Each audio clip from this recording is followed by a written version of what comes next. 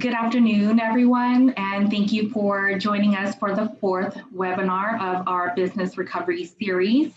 The series is intended to provide businesses with training, information, and resources necessary for business success, recovery, and preparation for unplanned events, and is brought to you by the City and County of San Francisco Contractor Development Program and the Alameda County Contractor Technical Assistance Program.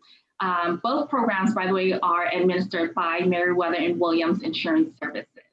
My name is Judy Singeraz. I'm the marketing manager at Merriwether Williams Insurance Services. And today's webinar in this series focuses on change order management. Before we begin, I would like to go over a few housekeeping items. If you are experiencing any technical or audio issues, please reach out to me via the chat box, which is located at the bottom of your screen. If you have any questions anytime throughout the presentation, please type your question in the Q&A feature, which is also located at the bottom of your screen. An email evaluation form has been sent out to you yesterday to gain your input and feedback. If you haven't completed it, please do so as soon as possible. Your feedback will help us with planning and improving for future webinars. Please note that this webinar is being recorded. I would also like to mention that a copy of the change order request template that you'll see in today's presentation and a link to this recording will be provided to you shortly after the webinar. So without further delay, I want to pass the mic on to Jennifer Elmore, who is our program manager for the City and County of San Francisco Contractor Development Program. Welcome, Jennifer. Thank you very much, Judy. Good afternoon. My name is Jennifer Elmore. I'm the program manager for the City and County of San Francisco Contractor Development Program, or CDP. Also on this panel list today is Kenneth Hyman, who is the newest member of our team. The CDP is here to assist local businesses to navigate starting work or working on San Francisco projects. CDP works with LBEs, your business needs, and to ensure that you have sufficient resources to enter into a contract with San Francisco. Our goal is to assist LBEs in your growth and to remediate some of the barriers that you might have and might prevent you from being successful. Our first step would be to set up an appointment with you for a one-on-one evaluation. From the email that I sent out last night, my email address is there, and then we can the goal of the evaluation is to create a strategic development plan that fits your business needs and utilize the services that CDP offers. Some of the services that CDP offers include marketing, estimating, safety, and accounting, financial services, to name a few. Our objective is to assist in the growth of your business and to assist you to have sufficient bonding through our surety bond program and or financing through our contractor accelerated payment program when working on San Francisco qualified projects. As I said, please contact us via email to set up an appointment to discuss how we can work together. Or you can contact us via email in the email that was sent out yesterday. As a reminder, just to reiterate what Judy said, please complete the webinar evaluations as your feedback is important to us and it'll help us improve our services. Thank you for attending, and please allow me to introduce the CTAP program manager, Carol Henry. Thank you, Jennifer. My name is Carol Henry, program manager for the Alameda County Contractor Technical Assistance Program. The CTAP program is designed to assist small local enterprises on projects in Alameda County. We work directly with contractors to gain access to bonding and help them utilize available resources. We also help identify possible deficiencies that may preclude contractors from obtaining bonding. The Alameda County Contractor Technical Assistance Program is dedicated to engaging local contractors and connecting them with contracting opportunities in Alameda County. Our goal is to ensure small and emerging Alameda County contractors are building capacity and participating on county construction work. Please contact us for more information on how we can help you obtain or increase your bonding capacity, pre-qualify with prime contractors, learn about the county's upcoming work, and make connections with agency officials and other small businesses. We look forward to hearing from you soon. And thank you. And please allow me to introduce John Miller, our CAP program manager. John. Thank you very much. John Miller here. It's great to be here this afternoon. As the manager of our Contractor Accelerated Payment Program, I work very closely with our CDP group as well as our CTAP group. The Contractors Accelerated Payment Program is a contract-based loan program for local business enterprises entering into contracts that are funded by a number of agencies of the city and county of San Francisco. It is funded by the San Francisco Community Investment Fund, and we are entering our second year of the program right now, and it's proving to be quite a good facility and a benefit to local business enterprises. The background and premise of our presentation today, there are three basic points that we want to make. First of all, change orders as defined. They're a charge for work.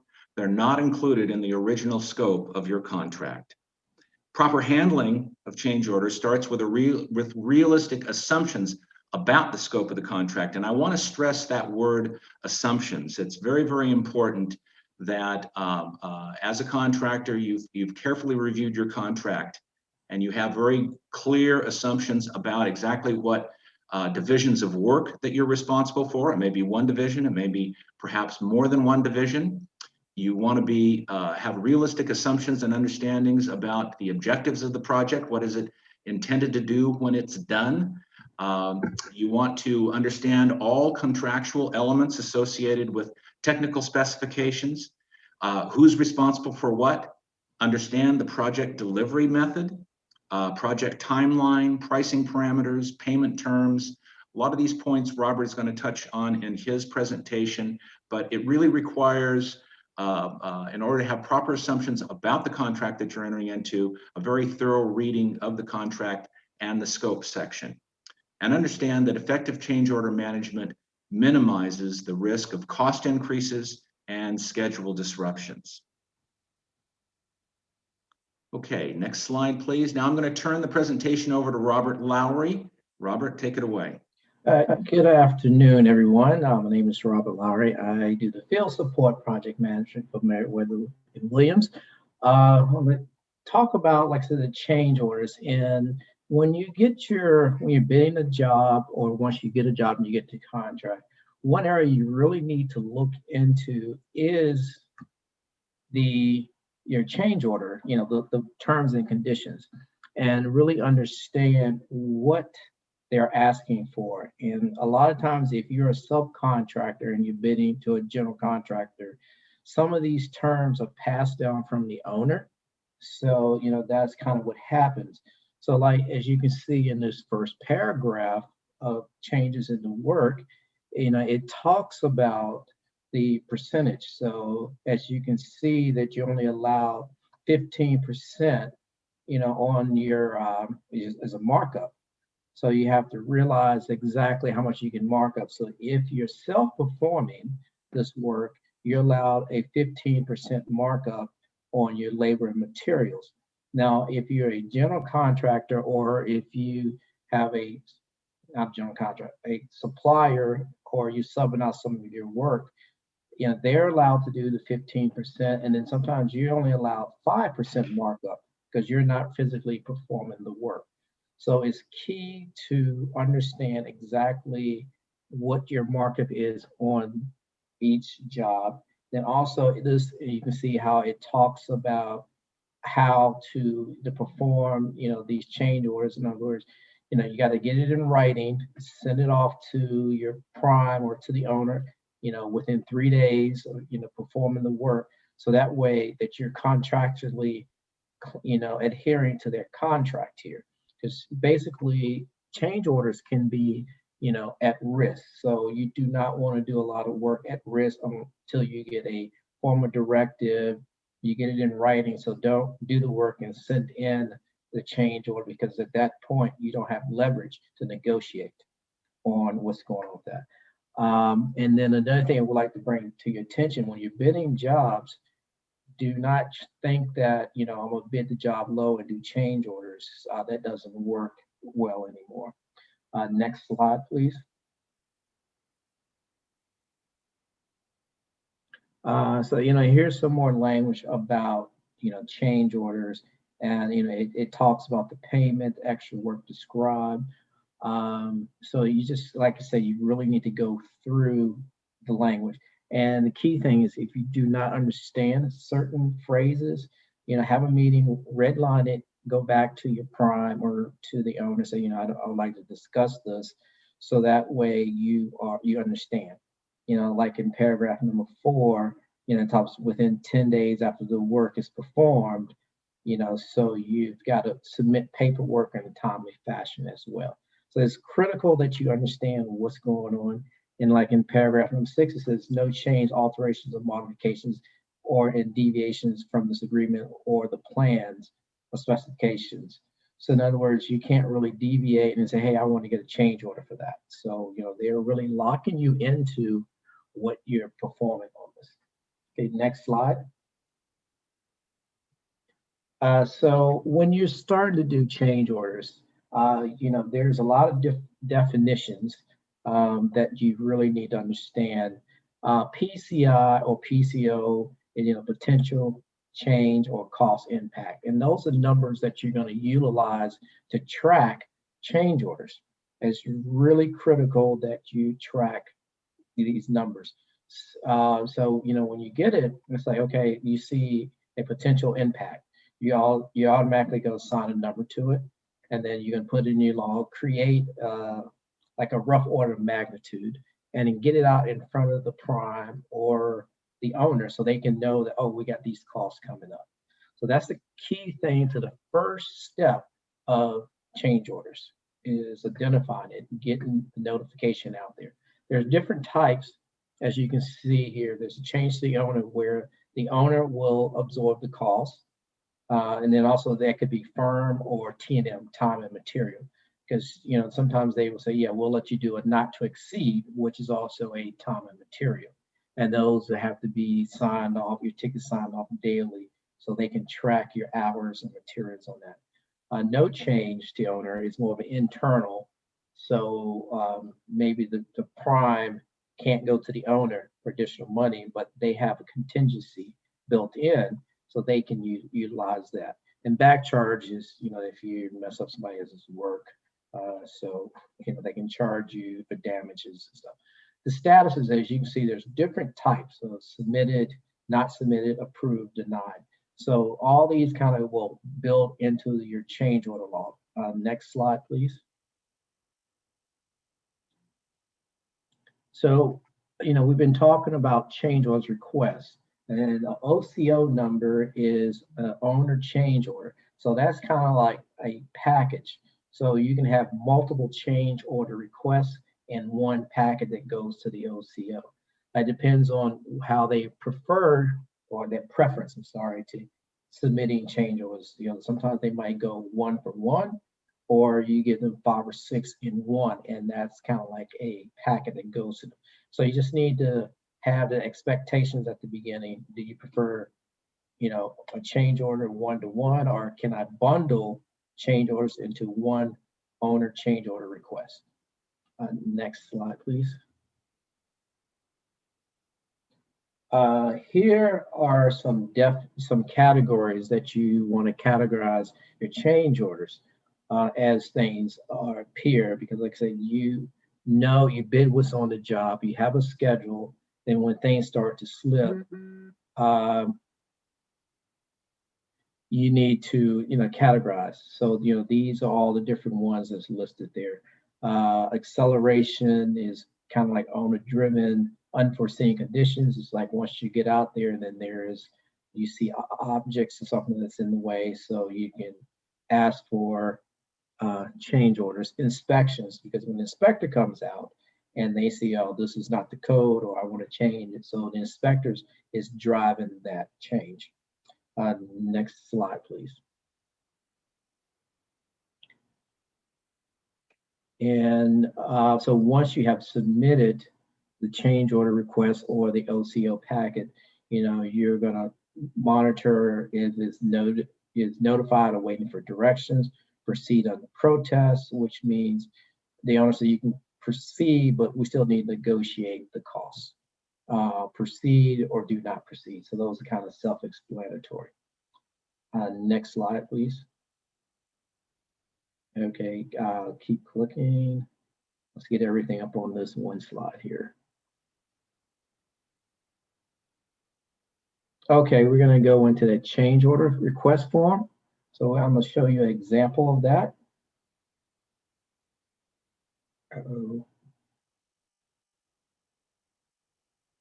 Got to back up one slide there. Okay.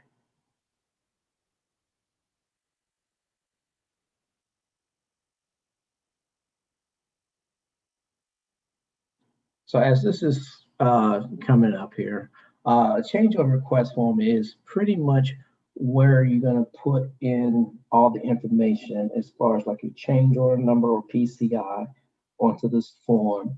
You also will be adding in, your description of why there is a change. And then also if you're operating off of CSI codes, that will be also listed there. So there's a number of things that got to go in there, and it also talks about your markups. So above the line is going to be all of your your hard costs, and then below the line is your general conditions, insurance, your profit, and all that is below. So it kind of keeps tracking of all that. Judy, it might be on a behind this. So if you're sharing just the PowerPoint, you're not going to see it. You should be sharing maybe the screen.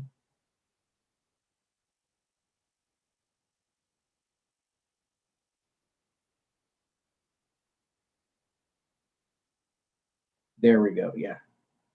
So as I was saying, there is, if you can scroll up a little bit, this is kind of like the top half. You want to put the contract number at the top, change order 1, because you might have multiple change orders. So this is great to track that. Also the project and location, the date. And then here is some of the financials. Original contract amount, you can add that in there.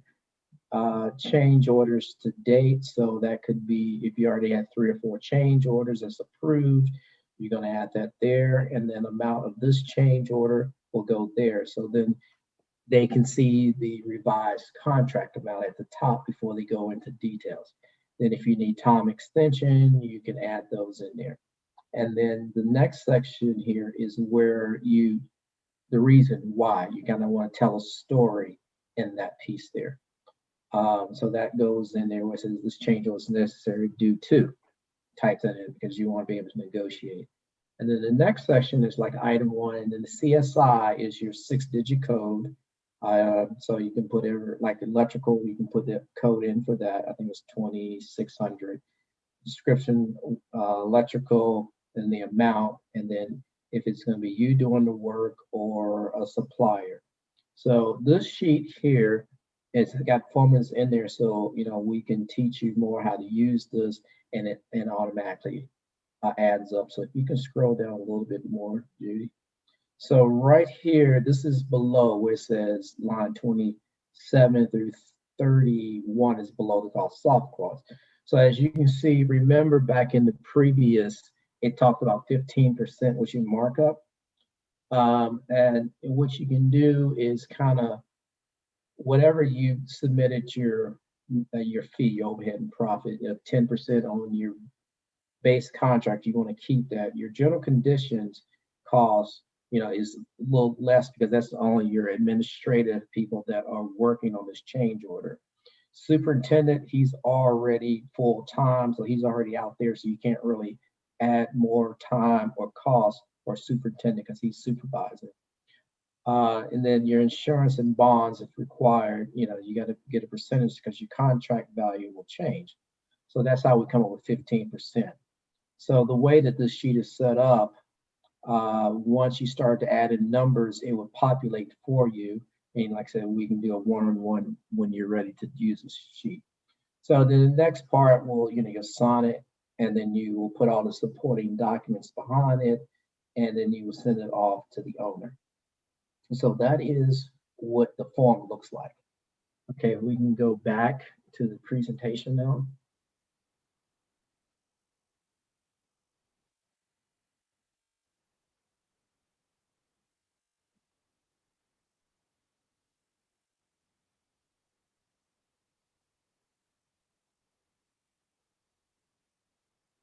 So the next, as she's bringing it back up, will be the change order log. So with that change order log, like I said, we had all these different definition categories. So it's another spreadsheet where you are, you're tracking all this information. So it's a normal log. So yeah, we can go to that.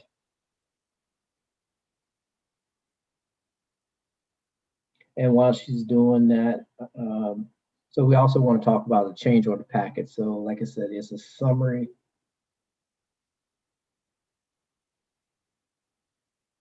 of what's going on. So here is an example of a filled out change order log or PCI log. It's the words PCI change order, or it's interchangeable. And as you can see, we have the PCI numbers listed, a description, and then the full scope is really where you get a lot of details of why this is happening. Then as you move across, you have the type, there was the change the owner, no change the owner, back charges there. And the status, you'll put approved, pending, the date. So, you kind of fill this out as you go on across. And the reason why you want this sheet, because A, it tells you your financials on change orders. And then once you have them approved, they're still here, but if you want to know, okay, how many you have pending, so you can do filters. And so when you're ready to negotiate or reconcile monthly, you have this one-page summary that you can utilize when you're talking with the owner or the prime, to negotiate change orders, because they want to be honest, they want to be quick. And it's like, what do you have? Let's talk about it, move on.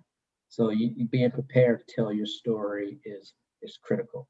So that is what a change on the law looks like. And like I said, we can go in more one-on-one with you when you want to use this, so that way you can properly use it without damaging some of the cells and formulas that's in there. So it's a great tool for yourself and for your management to understand what's going on when you have your internal meetings with your upper management.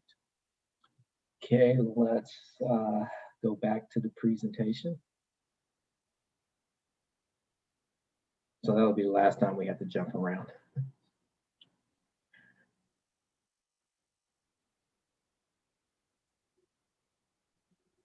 So what is included in a change order packet is your summary of your change in scope.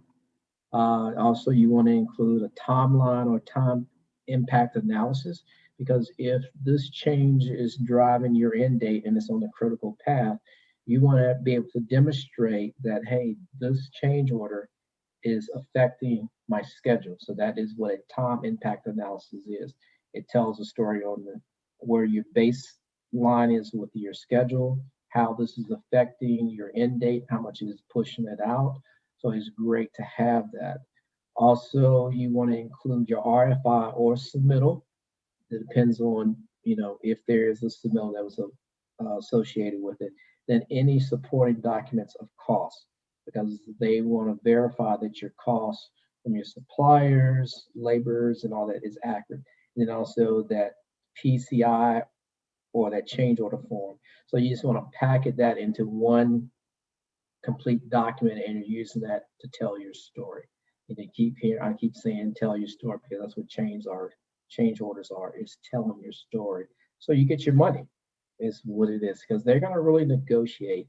And having contingencies built in as you're doing these change orders, it's kind of hard to put it on on the material, but sometimes you can put it on your labor, because your man hours say 10 man hours and you want to put maybe 13. So if they want to say that's too many man hours, you can reduce it and still cover your cost of this change order.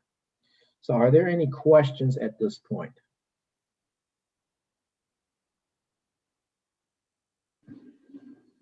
So I don't see any questions coming in Okay, at this time. all right. Next slide, I believe it turns over to John. Yeah, it does. So anyway, I'm going to be turning this over to John, and he's going to go into some more of the mechanisms and more definitions and how it all ties together in a summary. But like I said, thank you for giving me the time, opportunity to speak, and I am more than happy and willing to work with you one-on-one. So at the end of this presentation, you will have my contact information. Carol and Jennifer will have my information as well. All right, thank you. Take it away, John. Thanks so much, Robert. Very much appreciated.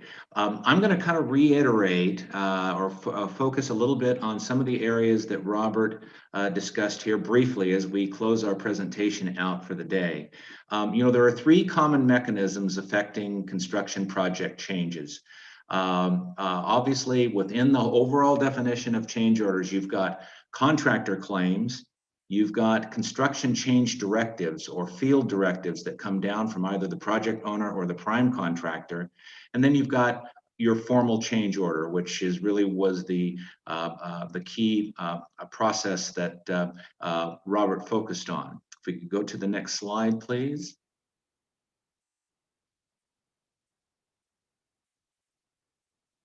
Now, I wanted to take a moment and focus on these three mechanisms because as a contractor whose value proposition may be to implement better means and methods as the project goes along, you may see an opportunity to actually change the way that you're prosecuting the work in order to achieve the desired outcome on the project. Along with that may occur some additional costs, but in the long run, there may be schedule impacts that are positive to the project, otherwise overall savings and of course improved product at the end of the day.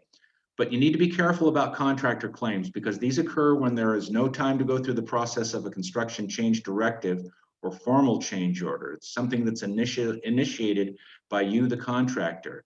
And typically these are made in the absence of any underlying revision of the construction contract. So now you're stepping outside of what is the agreed scope of the contract and performing work that may carry with it some additional costs, nevertheless, the benefit to the project owner or prime contractor. But it's generally accepted that contractors who accumulate costs associated with their own changes in means and methods and that result in a claim have much less leverage than if the change order or change in means and methods was agreed to by the owner or the prime contractor or the architect in advance. So all of the discussion about documentation and on a week-to-week basis or even on a day-to-day basis, discussing specifically what it is you think needs to be done that may result in a change order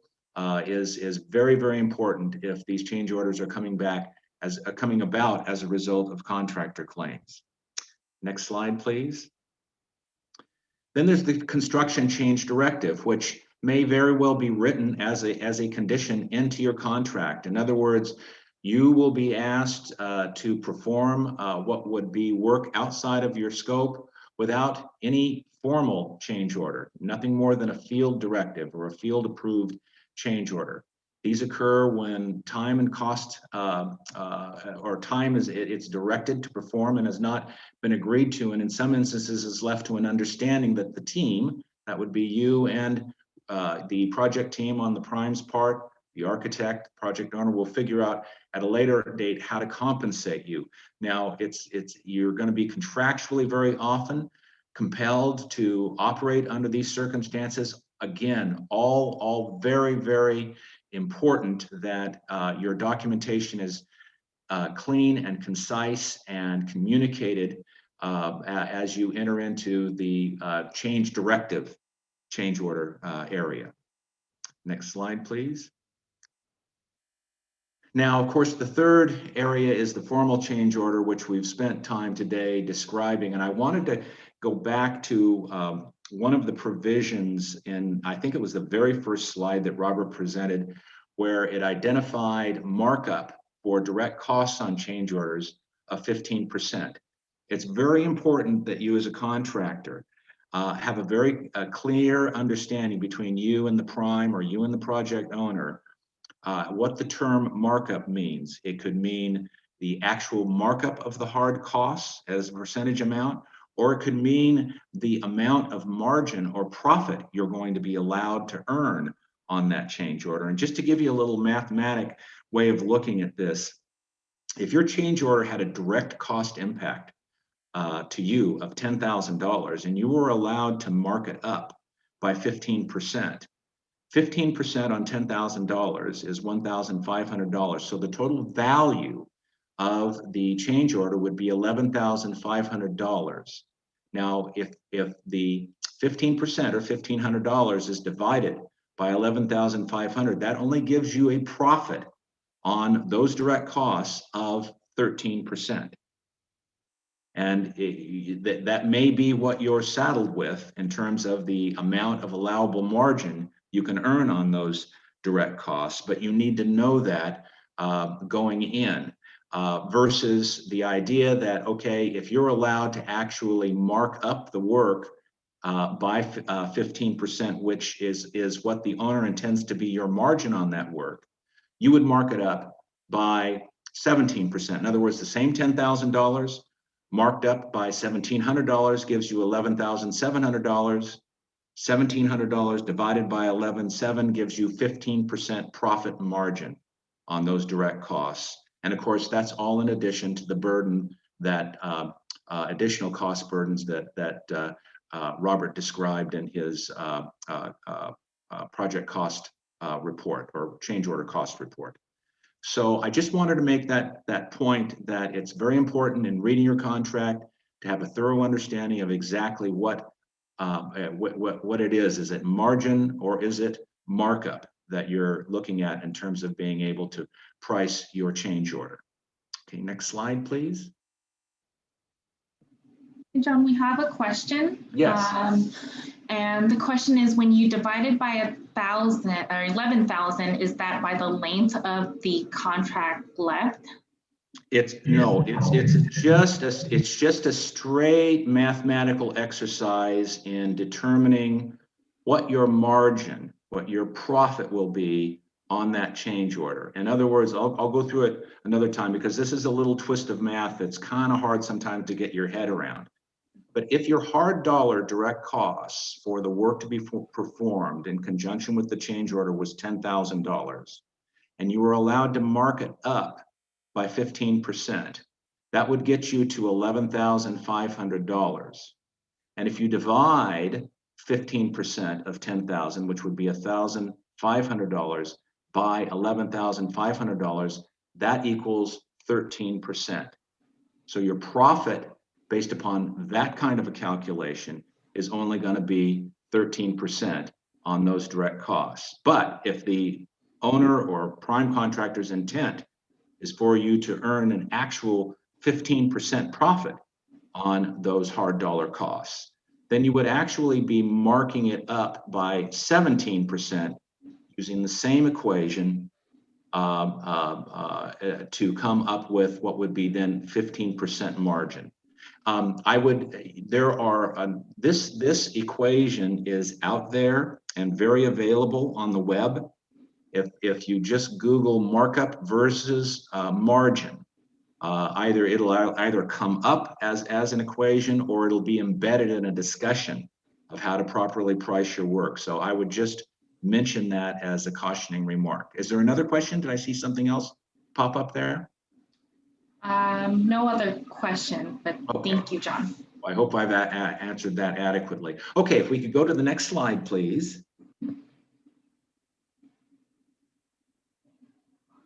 Okay, so now I'd like to just really summarize our program today. The key takeaways here are that with all of the numeric documentation, there still is a story to be told in change order management. And this story actually gets better as it evolves, typically in terms of your success ratio and being able to negotiate change orders. So that weekly meeting or that daily meeting or a series of meetings associated with that area of the scope that are going to require some changes in terms of means and methods and perhaps equipment or material costs, that story evolves, and you want to get that down on paper in your documentation for the project owner or prime.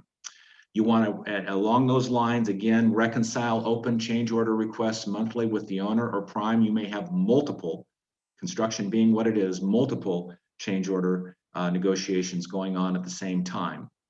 And understand the financial impacts of change orders, impacts on your cash flow. If you're going to have to rent or purchase or access in some way, shape, or form additional equipment, that could have an impact on your cash flow while you're waiting for payment on a change order with the normal billing cycle, 30 days or so. 30, 60, 90, whatever it might be today. So understanding the cash flow impact of your executing a change order, and this contingency plan when negotiating change order requests. Robert mentioned contingency, and I like to put a little more definition around contingency, and we didn't spend a lot of time talking about that today, but contingencies in construction contracts are costs that happen no matter what. If you're a local business enterprise just starting out or a small business without a lot of years in the business, you may not have a real extensive set of records on prior projects where contingencies popped up that needed to be addressed so that you can properly price those going in. So to always try to build a contingency in terms of something as simple as man hours for specific activities on a project gives you a nice cushion. We like to refer to contingencies as the unknown unknown and the known unknown. And the better you can do in building contingency planning into your base bid and also when negotiating change orders, the better off you're going to be. So the words for the day, really, to kind of sum things up here, are documentation, documentation, documentation. And was there another question that popped up? Did I see a pop up there that I can maybe address? I believe we have someone raised their hand. Let's see what. Okay. So it says in public works, is it acceptable to market up 17% to gain the 15% earning merging? Well, this is as that contract that we reviewed is written, it says specifically that markup is only going to be 15%, but it doesn't hurt to ask the question at the point in time that you're discussing the contract with the prime contractor or the project owner. What do you mean by markup? Is that the amount of profit that you're going to allow me to earn on my direct costs for the change order? Or is it just that markup? Because again, there's no hard and fast rule out there for being able to actually mark up where it says 15 in order to earn 15 in terms of profit. You got to go by the letter of the contract, but I would suggest very strongly that a conversation be had between you and the project owner or prime about what their definition of markup is. Is it actually your net profit for that activity, or a means of or something that you can mark up higher in order to earn that amount of net profit? Thank you. I would also add one other quick thought here, just popped into my head. Depending on the project delivery system, we see, for example, if there are elements of design build in the contract that you're signing, there may be some additional allowances for contingencies and markup. Also, when you encounter situations where there is schedule impact, you may be able to allow for contingencies or build contingencies in when you're negotiating change orders that are for accelerations in schedule and different variations like that as well. Now, do I see one more question pop up there? No, it was just more of a comment. Okay. Yeah, they said thanks. Oh, well, you're more than welcome. It's a great pleasure. We certainly enjoy doing these presentations. Please don't hesitate to reach out to my colleagues here in San Francisco and in Alameda County. We're more than happy to answer follow-on questions. You'll have our contacts following all of this. And thank you again very much. It was a great pleasure.